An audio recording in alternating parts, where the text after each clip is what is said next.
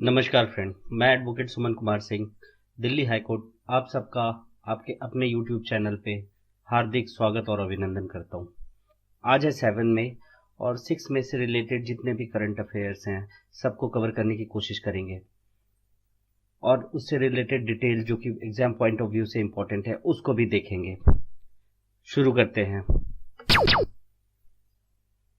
Indian navy has launched operation समुद्र सेतु as a part of national effort to repatriate Indian citizen from overseas under the operation which naval ship is being used। भारतीय नौसेना ने अपने समुद्र सेतु विदेशों से भारतीय नागरिकों को वापस लाने के लिए राष्ट्रीय प्रयास के एक भाग के रूप में शुरू किया है। इस अभियान के तहत किस नौसैनिक जहाज का उपयोग किया जा रहा है? आपके ऑप्शन है जालासवा एंड मगर, विक्रमादित्य एंड शिवालिक, किदमत एंड जालासवा, शक्ति एंड तलवार। सही आंसर कौन सा है? सही आंसर है ए, जलसवा एंड मगर। Indian navy has launched operation समुद्र सेतु meaning C bridge.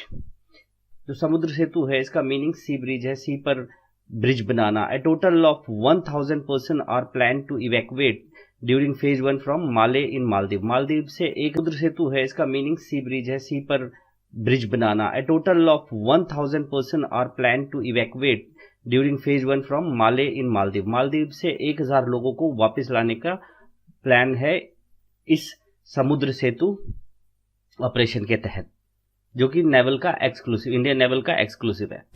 Next, which country has launch the Long March 5B carrier rocket? किस देश ने लॉन्ग मार्च 5B वाहक रॉकेट लॉन्च किया है? आपके ऑप्शन है Russia, Japan, China, Pakistan. Pakistan की तो इतनी कैपेसिटी है नहीं कि वो अभी इस टाइम पे लॉन्च कर सके, खाने को तो अभी उसके पास पैसे नहीं है, तो वो रॉकेट कहां से लॉन्च करेगा। तो पाकिस्तान तो ऐसे ही एलिमिनेट हो जाता है, रह गया रशिया, जापान और चाइना। तो इन्हीं तीनों में है, कौन सा है सही आंसर बताइए। The Long March 5B carrier rocket take off at the Wenchang space launch center in southern island province of Hainan, यानी कि चाइना का सही आंसर है। This is a Chinese heavy lift launch system developed by China academy of launch vehicle technology. The successful flight inaugurated the third step of China manned space program which is to construct a space station. तो China का ये man space programme है जो कि space में अपना space station construction के लिए ये शुरू किया है इन्होंने। पूरी दुनिया को कोरोना वायरस दे के ये चाइना चले स्पेस में अपना स्पेस स्टेशन बनाने। अब शायद अपनी सारी जनसंख्या को वहीं लेके जाएंगे ये लोग। चलते हैं next. Who was recently awarded the commemorative World War 2 medal by Russia?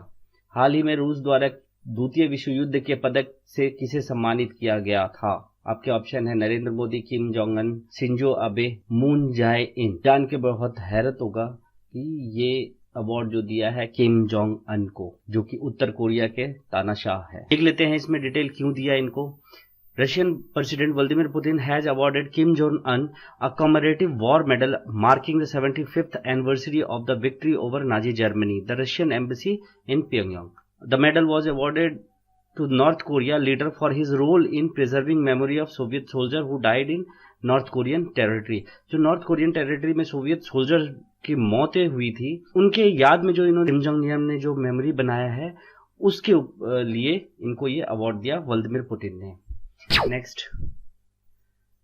Karnataka has announced new relief for barber, auto and taxi driver. How much amount has been allocated for the package? Karnataka ने फूल उत्पादकों, बुनकरों, नाइयों, auto और taxi चालकों के लिए नए राहत package की घोषणा की है। पैकेज के लिए कितनी राशि आवंटित की गई है? आपके ऑप्शन है 1700 करोड़, 1610 करोड़, 1590 करोड़, 1340। कभी कभी एग्जैक्ट फैक्ट पूछ देता है यूपीपीसीएस में, तो उसके लिए कि कितने धन आवंटित की गई थी, तो ये 1610 करोड़ इनके लिए आवंटित किया गया है। Next, which state government has launched Ayush कवच ऐप? किस राज्य सरकार ने आयुष कवच ऐप को लॉन्च किया है? आपके ऑप्शन है महाराष्ट्र, झारखंड, राजस्थान, उत्तर प्रदेश। तो आपका सही आंसर है Uttar Pradesh. Application will provide update for measures to boost immunity based on natural resources. प्राकृतिक तरीके से कैसे इम्यूनिटी को बूस्ट किया जाए, इसका अपडेट आपको ये ऐप प्रोवाइड कराता रहेगा। और ये ऐप जो है आपको ये ऐप प्रोवाइड कराता रहेगा और ये ऐप जो है उत्तर प्रदेश में लॉन्च किया है। ठीक है। Next, world hand hygiene day and world asthma day is observe on which of the following day? आपके ऑप्शन है 5th and 6th में रिस्पेक्टिवली, 6th and 7th में respectively, both are in 5th में, none of the above. तो इस साल दोनों एक ही दिन पे ऑब्जर्व किया गया, वो भी 5 मई को। और नॉर्मल डे में क्या होता है कि मई के पहले वीक में जो भी तारीख पड़ेगी उस डेट में अस्थमा डे मनाया जाता है। देख लेते हैं detail. The world health organization has marked 5th May as a world hygiene day. This day is recognized the role clean and safe hand play in warding off many serious infection. It is also known as hand hygiene day. इस day को recognise किया गया कि अगर साफ सफाई रहे तो सीरियस इन्फेक्शन से बचा जा सकता है, और इसको हैंड हाइजीन डे भी कहा गया। World asthma day is observed every year on first Tuesday of May का जो पहला मंगलवार होगा उस दिन वर्ल्ड अस्थमा डे हर साल मनाया जाता है, और इस साल 5 तारीख को ही ट्यूसडे पड़ा, इसलिए दोनों हैंड हाइजीन डे और एंड वर्ल्ड अस्थमा डे ये दोनों एक ही दिन मनाया गया। The day is spread awareness about asthma disease and care around the world. The primary focus is supporting the person with asthma. Support में also extend to family, friend, enough asthma death. Main जो चीज याद रखना है वो theme 2020 का क्या है। 2020 का थीम है इनफ अस्थमा डेथ। अब WHO तो वैसे भी पहले भी हमने देख लिया है कई बार, लेकिन फिर भी हर बार रिपीट करने से क्या होगा कि दिमाग में बैठ जाएगा, याद रहेगा, और कभी भी अगर आया तो गलती नहीं होगी। तो WHO का फॉर्मेशन हुआ था 7 अप्रैल 1948। हेडक्वार्टर जेनेवा स्विट्जरलैंड है। डायरेक्टर जनरल है Tedros Adhanom. Next, Why Egypt tennis player Youssef Hossam gets lifetime ban from TIU? मिस्र के टेनिस खिलाड़ी यूसुफ होसम को TIU से लाइफ टाइम बैन क्यों किया है? आपके ऑप्शन है for taking drugs, for taking ban medicine, multiple match fixing, कोई भी नहीं। तो इनको जो दिया गया है वो मल्टीपल मैच फिक्सिंग की वजह से इनको लाइफ टाइम बैन कर दिया गया है। इन्होंने कई मैच में मैच फिक्स किया था इसलिए, ठीक है। अब एक टर्म आ गया TIU, तो इसको क्या, इसका फुल फॉर्म होता है टेनिस इंटीग्रिटी यूनिट, और इसको कब किया गया थोड़ा देख लेते हैं। दिस ऑर्गेनाइजेशन रिस्पॉन्सिबल फॉर किया गया थोड़ा देख लेते हैं। This organization responsible for investigation match fixing in tennis. Tennis में जो भी मैच फिक्सिंग होगा उसके लिए इसको बनाया गया है, इस ऑर्गेनाइजेशन को बनाया गया है। It has the ability to impose fine and sanction and ban players, umpires and other tennis officials from participating in tournaments. इसके पास पावर है, इसके पास एबिलिटी है कि वो फाइन कर सकता है, कोई भी सैंक्शन लगा सकता है, बैन कर सकता है किसी प्लेयर को, अंपायर को या ऑफिशियल को किसी भी टूर्नामेंट में पार्टिसिपेट करने के लिए अगर वो गलत पाया जाता है तो। The organization is an initiative from ITF, ATP, WTA and the 4 grand slam tournament, the Australian Open, French Open, Wimbledon and US Open. It was set up after the investigation into allegation of match fixing in 2008। मतलब ये है कि ITF, ATP, WTA और 4 जो grand slam है, Australian Open, French Open, Wimbledon and US open, इसका एक अलग से वीडियो बना देंगे कि ITF क्या है, वर्ल्ड टूर क्या है, इंटरनेशनल टूर क्या है, ठीक है। और ये जो 4 ग्रैंड स्लैम है, Australian Open, French Open, Wimbledon and US open, ये कब कब होता है और कहाँ कहाँ होता है। 2008 में कुछ ज्यादा मैच फिक्सिंग होने की वजह से ये एक इन्वेस्टिगेशन के लिए ITF, इन्वेस्टिगेशन के लिए TIU, टेनिस इंटीग्रिटी यूनिट को सेटअप किया गया था। हेडक्वार्टर लंदन UK में है। डायरेक्टर नेगल विलरटोन है। यह है Youssef Hossam. Next, discus thrower Sandeep Kumari has been dash ban by the athletics integrity unit for flunking a dope test nearly 2 years after her sample was deemed clean by NDTL। Discus thrower Sandeep Kumari को athletics integrity unit द्वारा dope test के लिए dash प्रतिबंध लगा दिया गया है। इस नमूने को NDTL द्वारा साफ समझे जाने के लगभग 2 साल बाद। आपके ऑप्शन है 1 ईयर, 2 ईयर, 3 ईयर, 4 ईयर। तो ये क्वेश्चन आपका कहता है कि संदीपा कुमारी जो डिस्कस थ्रोअर हैं उनके ऊपर कितने दिन का प्रतिबंध लगाया गया है डॉप टेस्ट में पॉजिटिव पाए जाने पर, जबकि उनको 2 नमूने को क्लीन चिट दे दिया गया था।